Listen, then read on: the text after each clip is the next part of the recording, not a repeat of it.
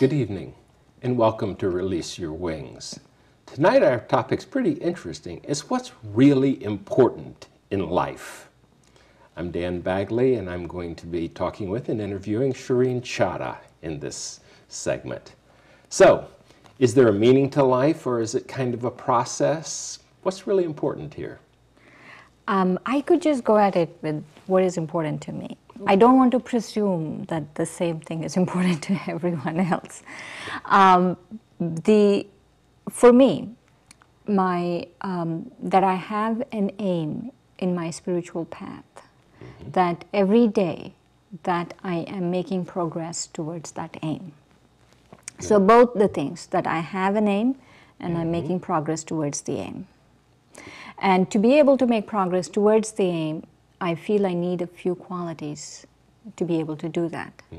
And so courage would be one of them. And let's say courage for me, everyone defines courage differently. Sure. Courage for me is I fall down, I get up. I fall down, I get up. I fall down, I get up. Got it. So it's the courage to keep going even though you stumble or fall. Yeah. Good, good. And what are some of the other elements that help you? Determination, that I am going to reach that aim, that I have to have determination. That determination, not only that I'm going to reach the aim, but that to reach the aim, I have to do a few things to be able to reach the aim. For example, in a journey, if I'm going towards a spot, I am going from point A to point B, I have to follow directions. So even on a spiritual journey, you have to follow certain directions. So my determination is to be able to follow those directions, because then I'll reach the right destination, because the destination is completely dependent on the directions you follow. I see. So I'm hearing on one level, it's like very strong intention, but behind the intention has to be a process for getting there. Is that right? Right. And it's not, determination is that there is this strong will that I will do this. That is the determination. That is the determination. So in that sense... not I'll try, I'll think about it, maybe today I'll do it, maybe tomorrow I won't. Yeah.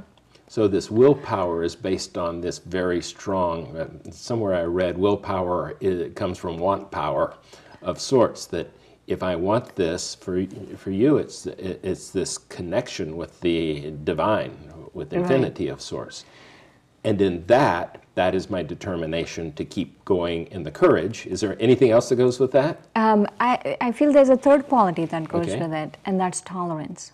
Because on a journey, you're always going to get obstacles. Any journey, things will happen, the tire will break down, whatever it is on a physical journey. So all of this will happen. People will come, people will not come, people will show up, not show up. And so that I tolerate whatever is happening around me, that there is equanimity in my being. Is humor part of that or not? Yes, it is. Because you almost have to, sometimes if you don't laugh, you're going to cry. I would think if something, it was supposed to happen, it rained on our parade, or whatever the thing is. Yes, so. Tolerance actually, for me, tolerance is inclusive of humor. Yeah. Tolerance is not like, oh, let me tolerate this. So it's not a suffering kind of tolerance. Yes. It's, okay, let's work with this now. Right. So I can almost hear some of the people saying, oh yeah, I would be just so happy if I didn't have my job and my kids and my carpooling and you know, sick parents or whatever the thing is. Do you have to give up all those things in life to be on the same path of going for this? No, I feel no path should be requiring for you to give up anything. And the analogy I always give is of being a lotus. And the lotus is the flower, apart from it looking gorgeous. It lives in the mud. It lives in a really dirty environment, in a pond, wherever it is. But it's still a little high up, it's still there, it's still detached. So it's taking from wherever it is, and it's still blooming. Aha, that's very nice. And thus the lotus and Buddhism go together with that. And Yeah. I guess that's the basis of that. The basis. And so for us, is the question was, should we be giving up things? No, it's like wherever I am, I have to learn to be a lotus. So even if I'm being carpool dad or going on my way to a meeting, there is a quiet place that I can visit that helps me be in touch with the greater game. Yeah, and the quiet place I feel should be inside us. It's not that, yes, it helps if I have a quiet room I can go to in the home, and if I make time in the morning and at night to be able to go there. But the quiet place is I'm able to really make it here. That there's a space there, I'm very comfortable with it, I'm very comfortable with myself in that space, and I keep revisiting it. And that space is internal. Internal space. Not a room in the house. Not a room in the house.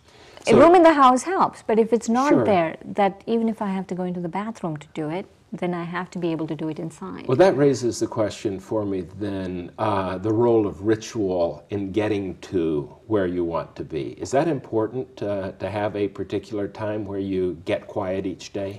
It's very important, even though this quiet space is internal and it's a matter of consciousness. Time is, the amount of time you give to change your consciousness is very important. So to at least start off in the morning and to end your day in silence, in that quiet space is very, very important. And however you want your ritual to be. So what would be the minimum time if someone says, I'll spend quiet time in the morning and in the evening? I would say about 15 minutes. 15 minutes in the morning, 15 minutes at night. But also that every hour about a minute each. Everyone can spare 1 minute in an hour. Exactly, because we end up wasting more time when we're spinning our wheels or going through busy mind and the like, I would think. Yeah. So 15 minutes. Now, some people say, oh gosh, I don't have 15 minutes in the morning. Now, one could argue. But you have to make time. Well, is that quiet time as good as sleep? No, it's actually better. It's like having maybe an hour of sleep. 15 minutes of quiet time is having an hour of sleep. Because also, here we are talking about what is truly important in life. If I keep making excuses for myself, I don't have time, then I'm really not really ready to even visit what's important in life. I'm just, want to go through my life and that's it. I don't want to visit these deeper questions about myself. So you can have progress or you can have excuses, but I'm hearing you can't have both. No, excuses are really one of our greatest enemies. So that means the discipline has to be to drop the excuses why I can't do this. Yeah. And to make the commitment of sorts. Right, right. And while making that commitment, that's where the determination happens. Right. That's where the courage happens. And courage and determination, I feel you can do anything. You can train yourself to do anything. I can say as a parent sometimes, and also with my wife as well, say, well, if I take time for myself, I'm not giving it to the children in that 15 to 30 minutes. And I'm hearing this, that actually I can give more to my children if I am not a wounded person trying to make it through my day, if I'm not a victim of my own excuses. Is that what I'm hearing? Yeah, I've noticed that when we don't give time, that we get upset, we get angry. So even the time we spend with our children sometimes is counterproductive. Yeah. Because we're really upset with them, we're really angry with them, and it's not something that would really inspire them to be like me. Exactly, or at least the ideal of me I want them to accept and be. Okay, so also though, as I'm getting to what's really important in life, do I have to weave my livelihood around that? In other words, do I have to change jobs? Is there a time that I would have to change jobs, for example? It depends. If your job is really harming either people or the environment, maybe it's time to revisit. But if it's not, maybe not. Because you could be doing whatever you could be doing and changing your consciousness. If you're going into your job happily and in harmony, it seems like you might be productive in terms of achieving more. Right. let's say if you go into your job happily, but it is doing something, doing harm to someone, Yeah. then also you can't have your happiness without other people's happiness. Right. So if you're really taking from others, the Bernie Madoffs of the world, by definition, can't be happy within that. I mean, even before getting caught. Right. Yeah. You don't get, yeah, you don't have to get caught. I feel that there is an internal mechanism for karma and that works really perfectly. Is only when I give do I receive.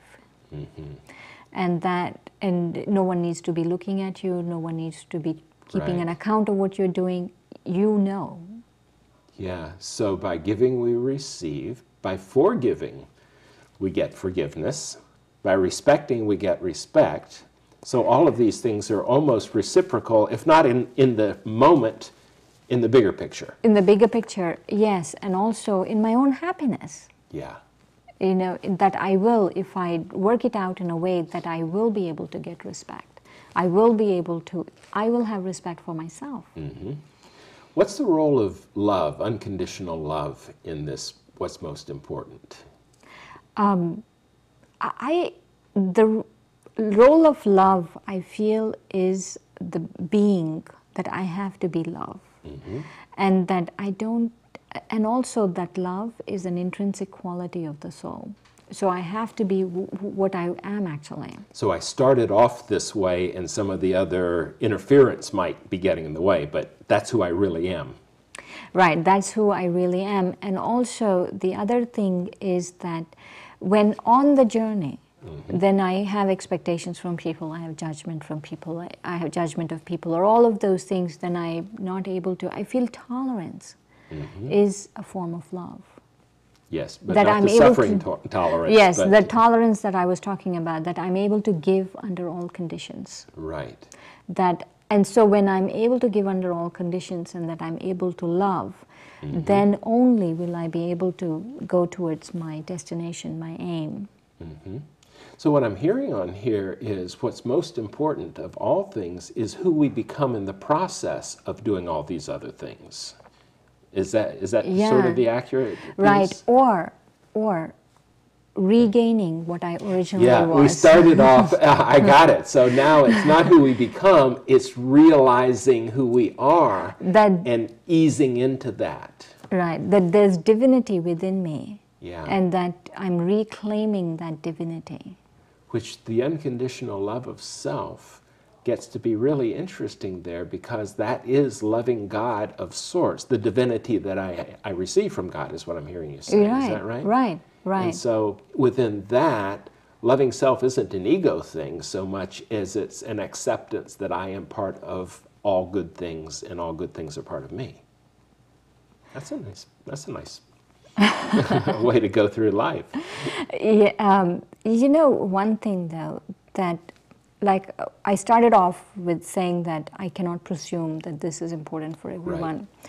But I was trying to give the qualities that would make whatever is my aim. But people really should revisit what is it that they want. What is really important. What is really important. Take time to reflect on these things, because I feel times are very delicate right now. Anything can happen. You know, there was an earthquake in Haiti, there's an earthquake in Chile, there's an earthquake here, there's an earthquake there. It could be here anytime, because no one is exempt from whatever is going on. And so we have to be able to really sit and revisit. And we have to, one thing, is ask myself the question, what is important to me? And the second question that I have to ask myself is, what are the vices that are really bogging me down? What are the hang-ups I'm creating in my environment and in myself? Yes, and not blame anyone else, but really look at the self honestly and say, this is what is bogging me down. So this self-reflection then leads to better self-acceptance and probably better action within those around us. Is that correct? Right. So when you wake up in the morning, do you ask yourself what's most important right now? It's kind of natural now, because I am very clear about my aim these days. Yeah. So maybe that's it, to realize who we are, realize where we're going, and the process of enjoying the ride there. Right. Good. That sounds like the most important thing there is. Thanks, Shireen. Thank you, Dan. Thank you. Good night.